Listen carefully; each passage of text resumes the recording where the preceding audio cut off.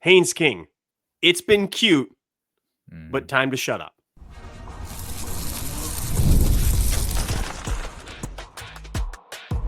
You are Locked On Bulldogs, your daily podcast on the Georgia Bulldogs. Part of the Locked On Podcast Network, your team every day. What is up, everybody? Welcome back to the Locked On Bulldogs podcast, part of the Locked On Podcast Network, your team every day. Happy Thanksgiving to you. I don't know if you're listening to this on Thanksgiving Day. Maybe you're headed over to the grandparents' house or the in-laws' house or wherever it is you're headed to today.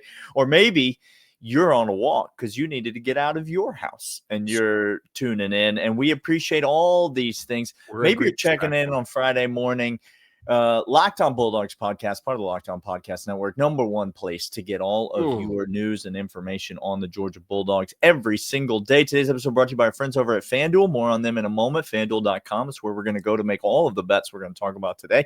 What are we talking? And we're talking about a lot of them today. But first, before we get into any of that, before we get into any of the juicy rivalry week lines, Clint, and there is a lot of I'm here to tell you there. This is the week. Y'all been waiting for a week. We can talk about Cupcake Week. We can talk about, but this week, oh my gosh, the good Lord above has smiled down upon you, has gifted you a long extended weekend, food and football, and the opportunity to lock your door once your family leaves and never let them return. Yeah, it's important to put a TV in a bedroom with a lock on the door. You understand what I'm trying to say? For just such an occasion as this. But let's start with Georgia Tech. This is obviously the marquee game. It's what we're here to talk about. It's Friday afternoon. It's in Mercedes-Benz. It's 3:30 Eastern time. It's little brother.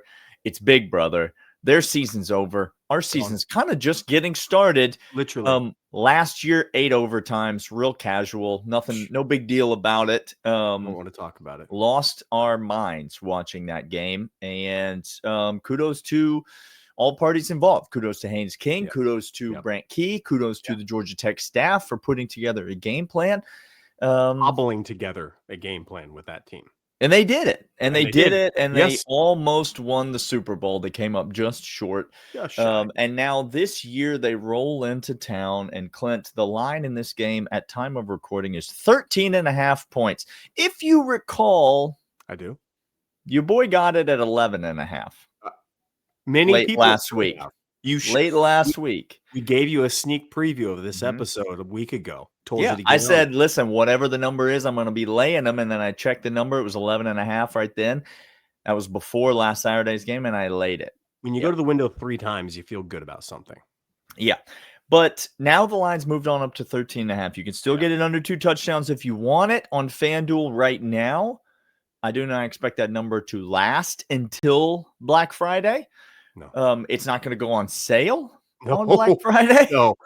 So if you want it under 2 touchdowns, you better come take it. Over under in the game is 59.5. So, Clint, this is where the rubber meets the road. It's time for predictions. It's time for how the game's going to go. It's time for your thoughts on this game. Do you have a lock? And if so, what is it? Yeah, the lock is absolutely giving points to Georgia Tech. This could be, look, don't bet Kirby. He's 0-13-1 in games in which he's favored by 40. But games like this has Kirby special written all over it. If this line was 18, I'd be laying the points. Oh, wow. Like, give me the Dogs. Because here's how this game is going to go. Mike Bobo will be like the killer whale on Nat Geo with the seal, tossing it from one side of the iceberg to the other, waiting for it, just passing the time until he actually goes ahead and does what he wants. This defense doesn't scare anybody. The offensive line for Georgia goes up against anybody. Georgia Tech does not have the dudes up front. So even if Georgia just decided to come out and say, Gunner, you can't throw more than 10 passes today, we'd still have the same outcome. They're going to lean on this Georgia Tech defensive line, linebacking group. The DBs can't tackle. They're not physical. I mean, we've been effusive all week long on how bad this defense is. And we've told you, don't expect Georgia to do the kind of NASCAR racetrack feel that everybody wants, where every play should result in a touchdown because, again, that's not how Kirby Smart has a balanced game plan. He wants to go ahead and keep people fresh, keep guys in. He wants to go ahead and play complementary football. But this offense is just they're going to fall into points. They're not going to have to do that. They're going to be executing well and performing well in talent, but they're going to be falling into points. I do expect, if I'm going to call where Georgia Tech gets their points, I think it comes later in the game. Normally, Georgia has had a problem allowing early points. Yeah. And so I say we're going to give up a whole bunch of points. We've talked about the first score or maybe the first quarter. Look back at Tennessee, games like that. Georgia gives up points, and we're the one coming back. The script has flipped, Daniel, for this Georgia team. We are the ones who are going, we might be putting in some twos in the fourth quarter. That might be where we're at. And if that's the case, you're laying 18 points in this game. So I would you happily do so. Happily do so. But with 13.5, I'm laying the points at absolute lock, stone cold lock. Give me Georgia handily winning Tech, and the defense holding Haynes King to maybe 10 points total, 14 points total in this game, because we know exactly what they're going to do. Our DBs are ready, and our linebackers and defensive line are ready. Daniel, do you have a lock in this game? I liked it a lot better at 11 than I do at 13.5. I'll tell you that. I would not be laying. I would be taking Georgia Tech in a heartbeat if this line were 18. I'm not so ridiculous as you, as to say that. But here's what I will say. Okay. I think our defense is playing better. Mm-hmm. You look at Georgia's had 3 games all year. This total is 59.5. Georgia's had 3 games all year that have gone over 59.5. Okay. One of them was Mississippi State, 41-21, went over by just a few points. And Mississippi State, if you recall, a lot of garbage time in that game. Lots. The Ole Miss game, obviously, 43-35, and then the Tennessee game, 44-41. Those are the 3 games that Georgia's had that's gone over this total. And so immediately you see a number like 59.5, I think, under. I think this is and we've been talking all week, Georgia stops the run. None of those teams that I just mentioned were able to make a lot of progress running the ball against Georgia. Tennessee, Ole Miss, and Mississippi State did all of their damage to Georgia through the air. Yep. Can Haynes King and this Georgia Tech offense do that? I think they will to some extent. I think they're going to get some points. But I think Georgia scoring 35-38 in this game is as near to a lock as anything that I can possibly think of. Georgia's team total in this game is 37.5. That's a really high number. It's very high. And I think that's where they're going to be. Do I think that Georgia Tech is going to score more than 17 points, more than 20 in this game? Question. That's what I'm going to have to do in order to lay this number. I think they're going to get 17. I'm not going to lock anything up because the margins then are just pretty tight. If we're looking at 35-20 as a very likely final score, then I'm not really looking to lock up 13.5. But I do like Georgia to win this game comfortably, to your point. I just don't think Georgia Tech does anything well enough to compete with Georgia. Georgia Tech's strength lines up perfectly with Georgia's strength. This does. Nobody's talking enough about how bad Georgia was at stopping the run last year, and that's why that game went to 7 overtimes. It was not Haynes King arm. It wasn't wide receivers. It wasn't anything. It was the running ability of Haynes King, simply put. It's not technically a stray when you aim straight at the person, but Buster Faulkner's about to catch one. Okay. If he had just run the ball one time in overtime, Georgia Tech would have won this game. and they could have been celebrating all year for winning the Super Bowl. But we went to 8 overtimes, and Georgia ran it once with Nate Frazier to win the game.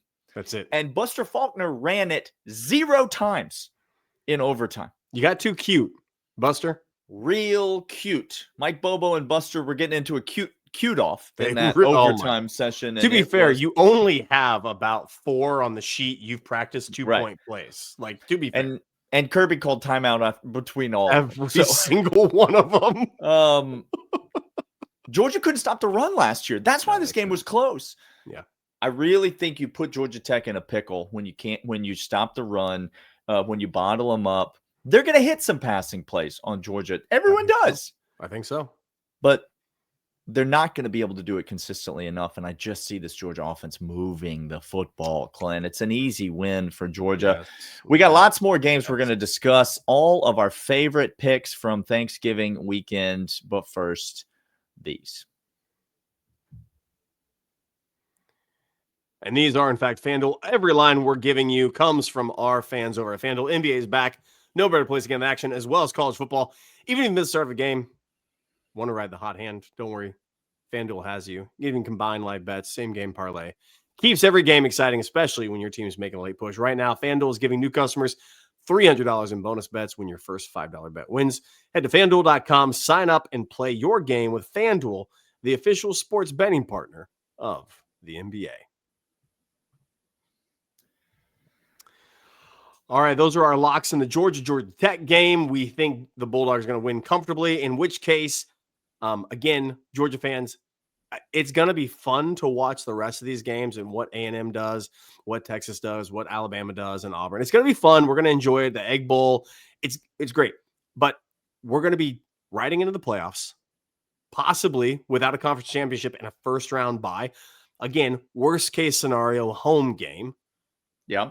That's what we predict come Thursday overreaction show. We're going to be talking about the SEC championship matchup and who we have and possibly getting some extra weeks of rest. Friday overreaction show. Friday we'll be doing an overreaction show on Friday. We might be back on Saturday. You don't know. We don't know. I mean, we're going to be watching a lot of football this weekend. Also, before we get in the locks, Daniel. Yeah, go ahead. People, listen up. Dog fans. I'm listening.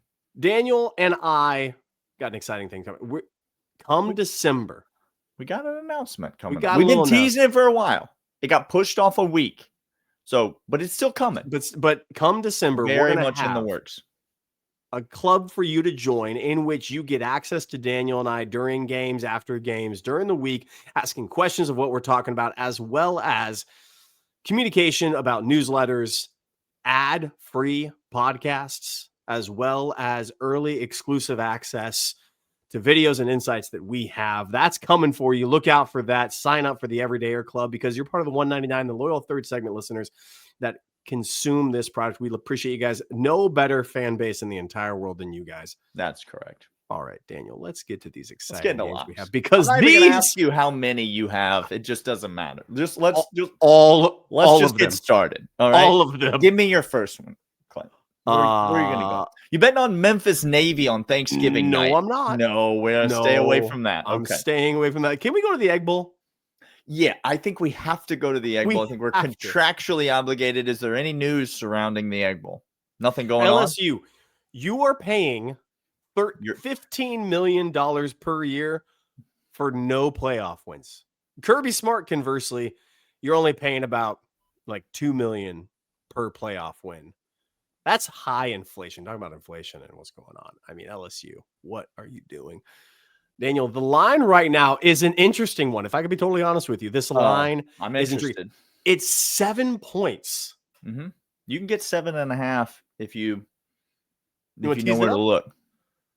Yeah, on FanDuel right now you can get 7.5. 7.5 at FanDuel. Okay. Yeah, I was gonna say some shops have 7.5, but our boys over at FanDuel have 7.5. 7 on the hook is interesting to me because I was told Ole Miss is a juggernaut school, playoff bound with nothing hiding.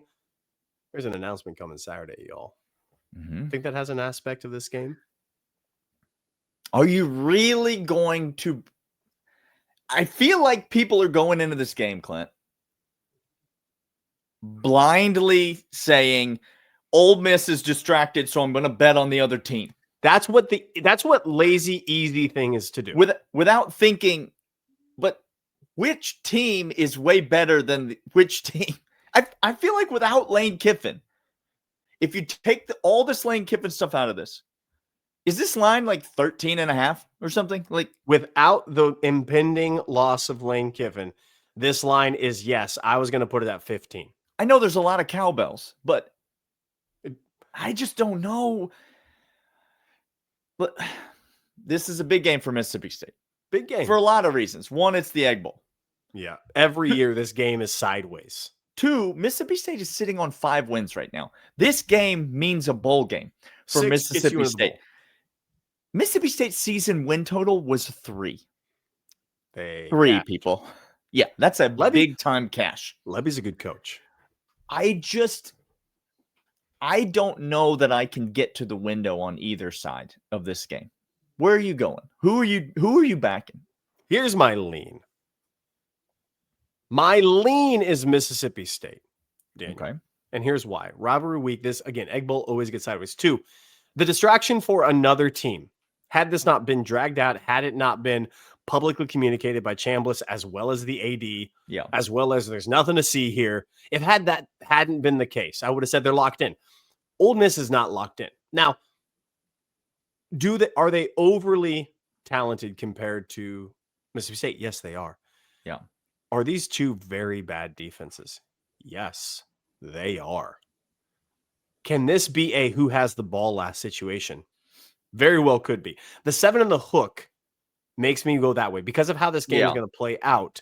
Makes me go that way. You just see it going back and forth. I just see it going back and forth. And if I get that hook, yeah, absolutely, I'm going to take that. 1 possession game late in the 4th. I see that being the outcome. That's why I'd lean Mississippi State. For Mississippi State, I hate that this game is at 11 Central. Hate it. I hate it. For me personally, I love it.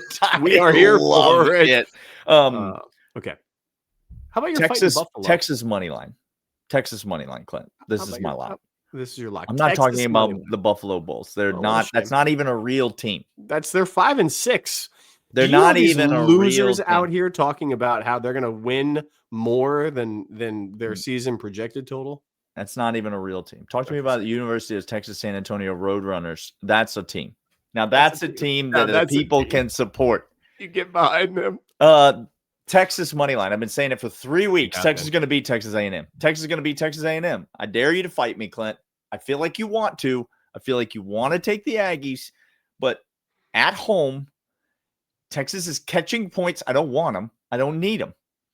Texas is going to win this game against Little Brother. Do you know the last time Texas A&M beat Texas? This is go ahead. 2010. It was 2010.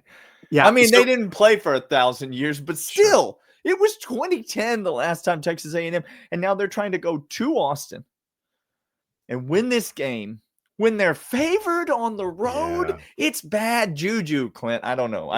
Talk me out of it. If you were to ask me before the season, I didn't know whose home they were at, and I didn't know the point spread, but I knew how these teams progressed, right? Sure. Okay. You knew the way the season played out. I would feel very good about taking A&M. I still want to take A&M because I think that all the bad juju is much akin to A&M just being the little brother of past. Look, I think Mike Elko has this. We said it before. I said it before the season. Yeah. I said they're a playoff team. Great coach. And you were dead right about that.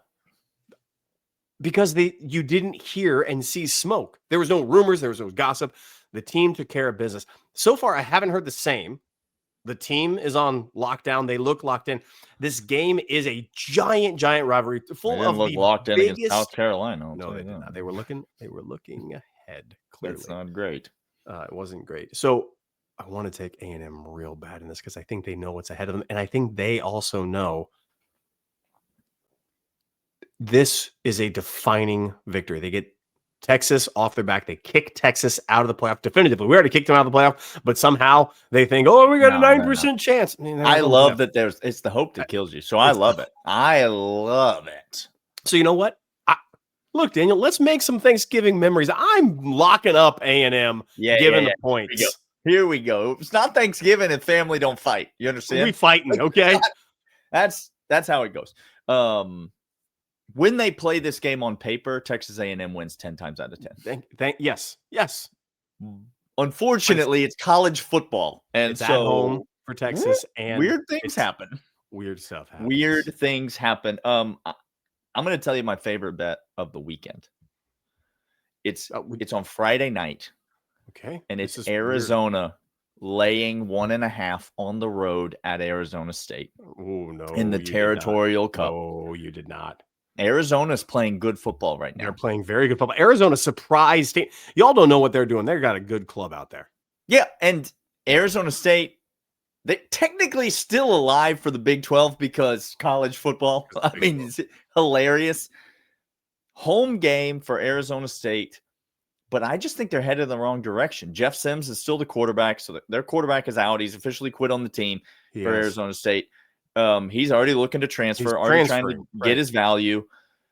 Jeff Sims is the quarterback. Yes, that Jeff Sims, Georgia Tech fans, if you're still listening. Who? That same Jeff Sims is the current quarter. I think Jeff Sims was Reggie Ball's backup. That's how long ago. He caught the out-of-bounds throw. He actually was standing out of bounds on a recruiting visit, and he caught it. Arizona State is overrated, but this is this is, number 20 versus number 25. Yeah. It's a rivalry game. I'm excited to watch it. And good one. I'm locking up Arizona laying 1.5, a short number. It's so funny you say this. For those of us who are degenerates and watch as much college football as they possibly can, Arizona's been fun. Yeah. Fun to watch. Oh, absolutely. Like it's been fun. They got some dudes. You've seen them recently get some guys in the NFL, wide receivers, some skill positions. I'm not just talking some gym rat tryhards. I'm talking some skill guys that can turn and burn and go in a hurry. Daniel, this was circled on my card when Arizona was starting to come up. I wanted to, because Arizona, the arrows of these two programs. Oh, they're trending in opposite, and yet it's Arizona State that has everything to play for in this game, and so that gives me a little cause for concern. Little pause, but I got to go with the better team here, and take Arizona. Hey, we're gonna come back after these, and we're gonna let you know a very, very sneaky good game in the SEC that has a lot of implications. Oops. But first, these. And these are, in fact, Omaha Steaks. Holidays are always feeling a little easier when you already know the perfect gift. And guess what? That's Omaha Steaks. Makes it too simple. It delivers. If you're looking to get a gift for your favorite podcasters, Omaha Steaks is a great option. Look, we love talking to you. Maybe ask the insiders what you need to get us for Christmas. In the Everydayers Club, we'll let you know. It's Omaha Steaks. Cyber sale is here. Details are huge. Quality exactly what you hope for. Incredibly tender steaks, rich flavor, meals that are worthy of hosting or weeknight cooking, making it easier. Save big, unforgettable gifts. OmahaSteaks.com, 50% off site-wide, extra 20% off select favorites during their cyber sale. Additional $35. Use promo code COLLEGE at checkout. That's OmahaSteaks.com, promo code COLLEGE. Terms apply. See site for details. Big game in the SEC, he says. Clint, where are you going to take the good people to next? Look, there are some interesting lines. I'm interested. There's a lot of interest. Okay. I'm here to tell you right now, and this is not going to be a popular one, but I've not seen a team quit so profusely. Oh, my. As I have LSU. I thought we had pride, LSU. I might raise you one in a moment, but go on. Oklahoma has everything in front of them. They do. A decrepit offense. I mean, what are you doing? But you know what? LSU just lacks any spark whatsoever. LSU is not going to be able to score. They have nobody. Van Buren can't do anything back there. Oklahoma defense is one of the best in the entire nation. I think the offense does enough, especially running the ball. They're getting running backs healthy. And right now, this game is 10. I understand. That's a pretty good chunk. That's a lot of money because Oklahoma cannot score. Like, definitively cannot score. I think they do enough on offense. I think they got enough field goals. Give me Oklahoma laying 10. Have no problem with it. No, there's no problem with it whatsoever. The only team I can think of that has quit harder than Oklahoma is your Florida Gators. But Yes, that sir. team It's so bad. they have vacated Mhm. the premises. Florida State, meanwhile, still has a coach. Now, don't ask a Florida State fan, or maybe do, how they feel about that, because it's hilarious. It's funny. Clint, Yeah. Florida is favored over somebody this week. What are we doing? What? Somebody. I don't care how bad Florida State is. I know Delaware. how bad Florida State is. I know. Have you watched the last 3 weeks of Florida football? I've tuned in a handful of times, and every time I do, it feels like a circus has jumped on just for me to view the hilarity. I am absolutely taking Florida State in the swamp. Oh, that's a home field advantage. The swamp is How was it last week? That's a big home field advantage. They're going to get up for this Tennessee game. How was it last week? Now, that's at least a 4 or 5 point home field advantage there in the swamp. Oh, no. No, you don't want to see that. Give me Florida State as well. This is a no-brainer. Can I ask a question, Clint? You may. Are you going to take Michigan in 10.5 points? Okay. Or are you not going to bet this game? Because I know for darn sure you're not going to lay 10.5 with Ohio State against a team that they hadn't beaten in 4 years on the road. Let me just tell you, if this sounds anywhere familiar, okay? Ohio State has played an incredible gauntlet, have they not, Daniel, of really tough teams? They have not. Oh, they have not. No. This is unequivocally, Texas fans, lean in. The best team Ohio State has played this season by quite a bit. SEC homers, you may want to have covered your ears. Trigger warning for you on that one. Michigan's way better than Texas. Michigan is playing 5 wins in a row. They haven't played anybody all year either, except USC, who trounced them. And the same people that Ohio State has to play. Right. So is that. Neither of these teams have played Oregon. Neither of these teams have played Indiana. Like, what is the Big Ten doing? Don't ask that question. Just please don't ask that question. This game is always close. Ohio State does not scare me because I don't know who they are. If they come out and wallop Michigan, great. I might say we will have learned something. Okay, I know something, but I don't know anything about them right now. So I can't tell you Ohio State's offense or defense if they're elite. I can tell you this. Michigan has dudes. Michigan hates Ohio State with a fire of 1,000 suns. And this game always gets weird. And Underwood, tell me that he can't be the guy that just all of a sudden says, you know what? How about we just have fun? One game. And Michigan, and I'm not saying this Michigan is. Michigan believes they have a playoff game on the line. And I ask you, with the hilarity that is the committee, if they beat they'll probably be number 2 in the country. They might be number 2 in the country. And Ohio State will be 3. Based on which the committee has voted before. Yeah. Ohio State will drop to 3, and Michigan will probably vault to 2. It's too many points. I feel that it's too many points. I'm taking Michigan, and I'm taking the points. It's too many points. I don't know about Ohio State. But this game, it's rivalry, playoff hopes on the line. Give me Michigan plus the 10.5. Let's go rapid fire, Clint. Okay, here we go. I'm laying them with South Carolina, 2.5 against Clemson. I'm laying them. The second team besides Florida who's quit and besides LSU who's quit, it's Clemson who has quit. Give me South Carolina as well. Completely agree. Kentucky's catching 2.5. I'm taking them. Oh, that against Louisville. I won't do that. No, I'm taking them with Kentucky. But if you don't think that Vanderbilt is going to walk in to Neyland, absolutely skull drag you, Tennessee. Money line. I'll take whatever points you're going to give me, which is 3 right now. But yeah, sprinkle on the money line for Vanderbilt to win on the field. Speaking of winning on the field, Pitt over Miami, 6.5 points. I want them. Give me the points. Give me the Pitt Panthers. Give me the points as well with Pitt riding high. Chance for a conference championship play. Last but not least, you got anything in the Iron Bowl? Auburn is going to get destroyed. I don't care who's starting quarterback. I don't care who you think you're getting as coach next. I don't care about anything you've done with redshirting to get prepared for this and the voodoo. Alabama is going to whip you like nobody's business. Give me Alabama. I'm laying the points. Yeah. Alabama's going to win handily. He is Daniel. They're going to play us in the SEC championship game because Texas is going to beat Texas A&M. Texas A&M and Alabama will be playing for. Don't worry, dog fans. He's wrong. Even if he's right, here's the good news. We're winning the SEC championship in that case. This is a totally different team. What could go wrong?